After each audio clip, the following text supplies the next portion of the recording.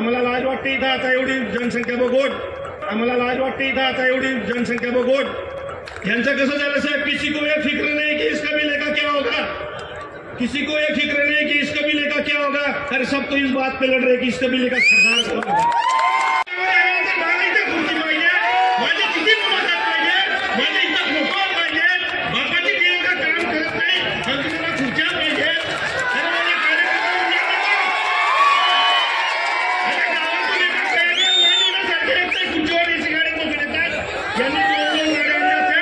लोक यायला तयार आहेत,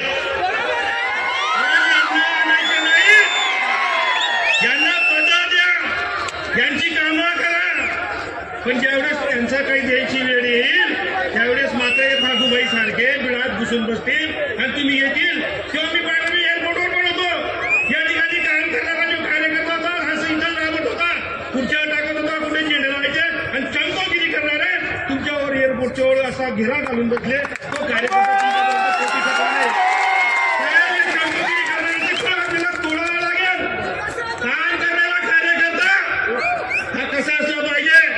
त्याच्या कामाचा वास आला पाहिजे, त्याच्या तोंडावर कुठं उडालेला पाहिजे, तो काम करताना कुठच्या पुस्तकात दिसला पाहिजे, इस्त्रीचे कपडे टाकून इथं तो एकटा येऊन बसणारा नको पाहिजे। साहेब नाही, खूप सोपं असतं। आम्हाला लाज वाटते इथं आता एवढी जनसंख्या बघून। आम्ही 2, 4, 5 तालुक्यावाल्यांनी जीवाचे रान केलं। त्या कर्णक साहेबांना काय करायची होती, तुमच्याकडून आलो 20 तारखेपर्यंत आम्ही अविरात फिरलो। तो माणूस रात्री 12 वाजेपर्यंत 5 लोक जरी असतील, 10 लोक जरी असतील, प्रत्येकाचं प्रबोधन केलं। लोक सुद्धा यायला तयार होती, गाड्या दिल्या, घोड्या दिल्या। आमचे लोक आले एरंडोल तालुक्यातून, आम्ही 60-65 गाड्या आणल्या का, यांच्या तालुक्यातून यांनी 20-20 गाड्या आणल्या असत्या साहेब। 15 तालुके आहेत, 300 गाड्या जरी असत्या त्या ठिकाणी 10,000 लोकांचा जमा जमला असता। यांचं कसं झालं साहेब, किसी को ये फिक्र नहीं कि इस कबीले का क्या होगा, किसी को ये फिक्र नहीं कि इस कबीले का क्या होगा। अरे सब तो इस बात पे लड़ रहे कि इस कबीले का सरदार कौन होगा।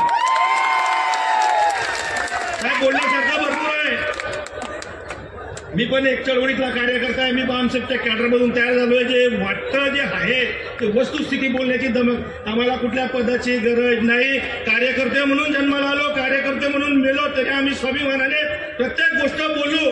जिथं चूक असेल त्याला चूक म्हणू आणि ज्यांनी चांगलं काम केलं असेल त्याचा सत्कार देखील करू। अहो या ठिकाणी लोक दूरदूरून आले, आमचे सुभाषजी की यांचं राऊतजी, ज्यांचं 3 कोटी रुपयाचं हॉटेल चाललं गेलं, चटके ज्याला बसलेले असतात ना त्याला जाणीव असते। आपण 30 किलोमीटर 40 किलोमीटरवरून यायला इथं घाबरतो, हा माणूस 600 किलोमीटरवरून इथं आला का की त्यांनी चटके शोषलेले, ते चटके तुम्हाला लागू नये त्याची जाणीव करून द्यावी म्हणून या ठिकाणी ते लोक आलेले आहेत। भुजबळ साहेब आपण द्रष्ट व्यक्तिमत्व आहात, तुमची सुद्धा समाजाकडून काय अपेक्षा असते। बाकीचे सांगतात भुजबळ साहेब तुम्ही लढत राहा आणि तुम्ही पांघरून झोपत राहा। काय केलं 20 दिवसाची मुदत नाही साहेब, अंजन घातलं पाहिजे। मी असो मी चुकलं तरी मला बोललं पाहिजे। हे गटातड्याचं काम बंद झालं पाहिजे। समाजामध्ये मी कसा पुढे जाईल आणि बाकीचे कसे मागे येते हे थांबलं पाहिजे। भुजबळ साहेब आपल्या घरातला विषय म्हणून या ठिकाणी बोलतो, कारण की उपस्थिती हे काही सॉरी साहेब चालेल एवढं बोलून माझे 2 शब्द संपवतो। जय ज्योती, जय क्रांती, जय भीम।